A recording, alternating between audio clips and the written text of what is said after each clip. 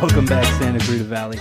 We're here on Your Neighborhood Watch, brought to you by All American Bail Bonds, where twice a month we discuss Santa Clarita Valley law enforcement, community outreach, what's going on at the Santa Clarita Valley Sheriff Station. And we were just recapping with Deputy Josh Dubin the incident that happened the other day with Jesse Tucker. And, you know, as you were pointing out, we had a helicopter out there. There was a special SEB, it's a Special Enforcement Bureau. I get my acronyms wrong, right? No, you're doing a great job. Keep going. So far, I'm 2 for 2. There was K-9 units, and then obviously in addition to that, numerous Santa Clarita Valley Sheriff Station patrol deputies on the scene. And all of these, whenever the Sheriff Station draws in another resource or another outside bureau or unit agency, what I've been told from contract services with the Sheriff's Department is that's all included in the cost that the city pays for Sheriff Station resources. So there's no additional cost, except the cost to, obviously to county taxpayers who, fund the Sheriff's Department as a whole. They have a cost, but there's no actual cost to the city. We're not getting billed for that Right. $930 an hour for the helicopter and, Right. the two-person. I was told that, K-9 units usually come out in twos. There's a Oh yeah, there was a bunch. Of There was people. multiple but they didn't get a. What I think what you're trying to say is the city didn't get a bill at the end of Right. that incident. Going, there you go. Yep. Yeah, exactly. But that didn't happen. So, but however, obviously there's obviously resources are moved around and different things like that. People are pulled from one area to go to another area. People are pulled from different stations. We have all kinds of different things going on. Obviously, an active, fluid situation. But when it was all said and done, right.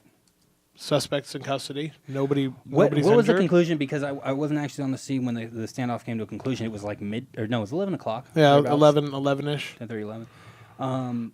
I guess he was a alleged. peaceful surrender. Yeah, Okay. yeah. After some flashbangs and Right. different things like that, but no injury, no force, No trips to Henry Mayo. For no anybody. trips. Yeah. Booked at the station, and then I believe the district attorney's office did a press release yesterday, Right. and you did a story on hometownstation.com We did. We talked about. regarding the charges. He ended up with 8 felony counts, and you know what? We're not No, here to cast aspersions. We're not here to say anybody's guilty or anything. But I will say Was that your disclaimer? This is my disclaimer. Oh, okay. That's my disclaimer. But after a day-long search for this fellow, Like a day and a half. No, I guess it was a day long. We'll It was say all in a good, 24-hour solid period. 24-hour period. This guy knows that he's wanted by the Santa Clarita Valley Sheriff Station deputies. Knows that he's running from the law. If he reads local media, if he reads hometownstation.com, we picked up the report. And had the it out helicopter there. used a loudspeaker too, so I'm pretty Helicopter's sure contacting a him. large number of residents in this valley also know. Yes, but based on what I saw on Facebook, there were numerous neighbors of his who knew, or where the house where he was found, knew that they were looking for him. So I'm guessing he had to have some inkling, but sure enough, he came out, and deputies allegedly found narcotics on his person, and he was arrested on a narcotics possession charge, That is true. in addition to 7 other felony charges. After Right. all of Well, you're talking about after being in the house on the Vermont Right. Street. After in a several-hour-long standoff with deputies yelling at you through the loudspeaker, he allegedly came out with narcotics on his person, according to the charging documents. with meth in a sock. Right. That's what the charges say. Palm thought that was funny. Well, you gotta wonder. I mean, when we heard that, and obviously we're not criminal masterminds here. We're reporters, or Yeah. You Hey, think we just- you but- would, get but rid of it or something? you have opportunities to throw the drugs out If of your you have, sock. If you have 4 hours in a house, you would think that you would flush it or something like that. Yeah. Shit, throw it on the ground. Hey man, I'm not here I'm to just give here. legal advice. I'm not here to give legal advice. I'm just telling you the facts. I'm not a lawyer. I don't play one on the radio. So he ended up getting charged with 1 count of assault upon a peace officer for the alleged incident with the truck, 1 count of resisting executive officer. Assume that means you guys. 1 count of grand theft auto with a prior, 1 count of kidnapping, 1 count of criminal threats, 1 count of possessing a controlled substance, to wit, methamphetamine, In the sock. 1 count of possessing a smoking device. He didn't come out with the pipe and the meth in the sock. Come on. Wow. I don't know if that's true or not. No, that's just what the charges say. And 1 count of driving the motor vehicle without a valid driver's license. Now, if you are, well, we're just not going to go there. But okay, so he's due back in court February 13th. We'll have more information there, and we will be following that situation story. But certainly, it brings to mind, he's now facing 14 years if he's convicted. but he has previous convictions for vandalism, narcotics possession, illegal possession of drug paraphernalia, grand theft auto, felony theft, driving without a license, and evading arrest, all which were some of the charges that he is now facing again. And so along those lines, I want to start to talk about some interesting information that I was alluding to earlier on AB 109 and Prop 47.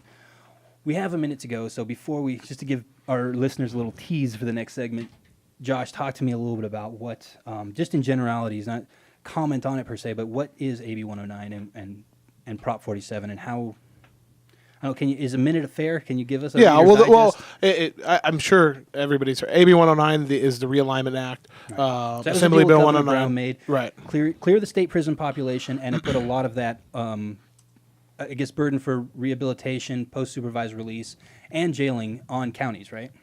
It goes back to the county probation department, and then we're also doing some help with that and different things like that. Prop 47 that just happened this past November, right. And that was the voters voted in this proposition that decriminalized, or not decriminalized, but lowered the charges for some simple drug possessions, theft-related stuff. There's a couple different caveats to that.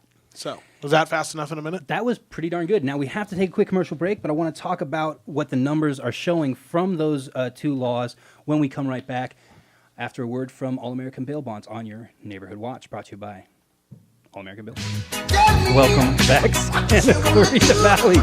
Well, what we were talking on your Neighborhood Watch, brought to you by All-American Bail Bonds, where twice a month we talk about Santa Clarita Valley Sheriff Station outreach, community service, and whatever is top of mind for Deputy Josh Dubin. I was asking Kyle if he vaccinated his children. Have you vaccinated yours? Absolutely. Okay. Yeah, we're good.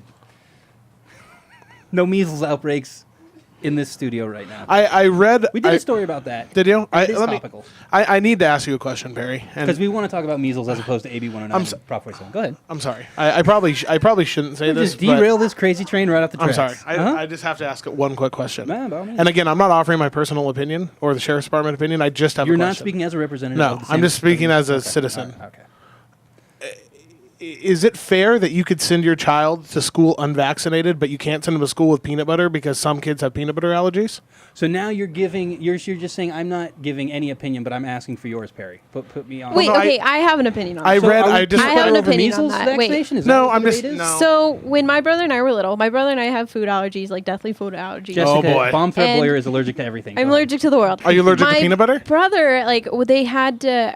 If I remember correctly, he couldn't have the chicken pox vaccine because he was allergic to eggs. And when they gave it to me in these super tiny doses.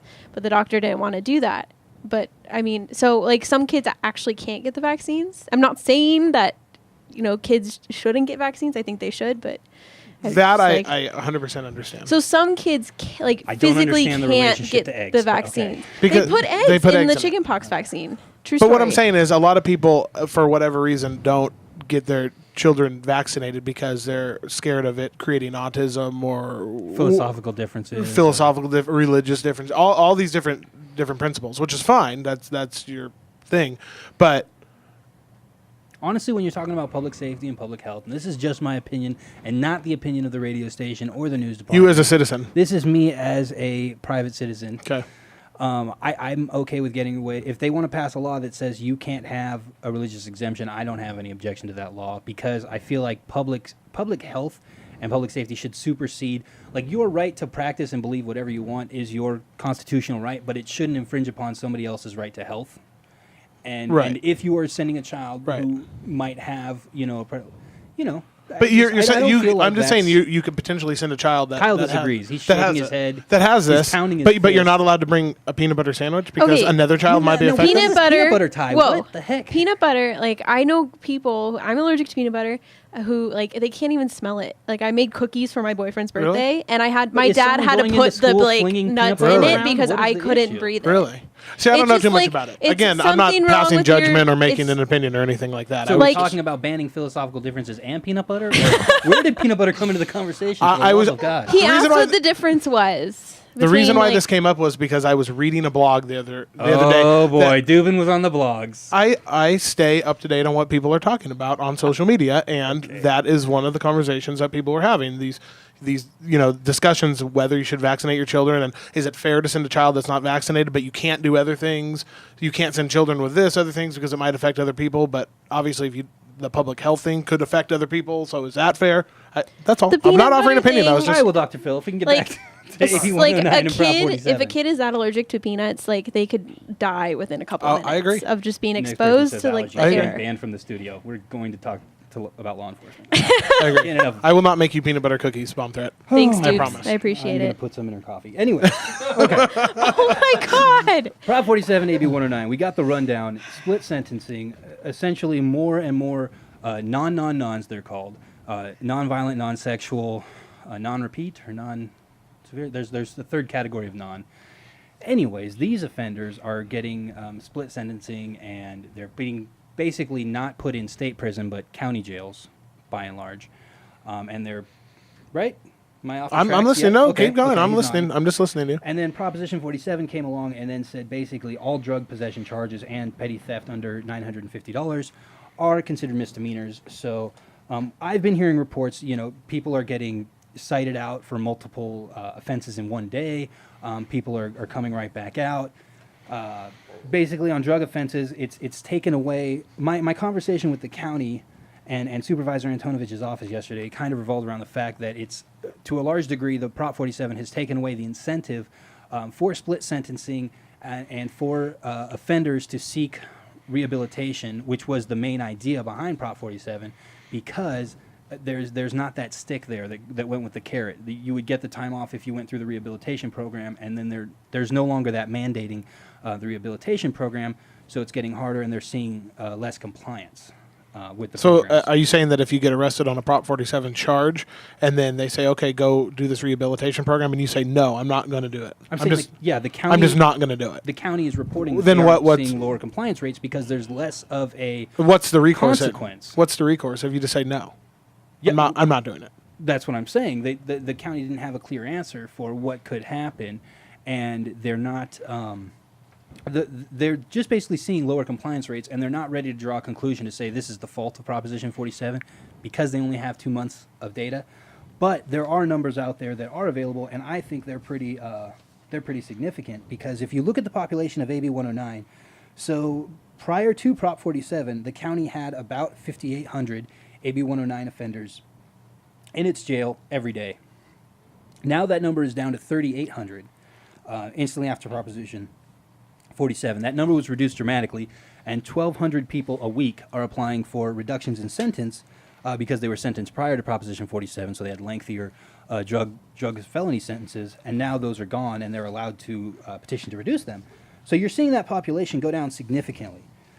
Overall, you're seeing that population, it was at about 19,000. Again, before Proposition 47, you had 19,000 in the county, 19,000 county inmates.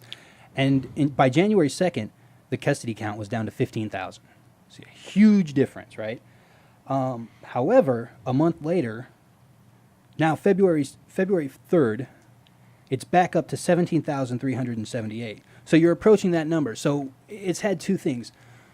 We're going to take a quick commercial break. Oh, gosh. Darn it. Oh, you were on one. You know, if we didn't have to spend 2 minutes talking about measles and vaccinations, we'll be right back on your Neighborhood Watch, brought to you by All American Bail Bonds on your hometown station, AM 1220 KHTS. I'll try to complete a thought.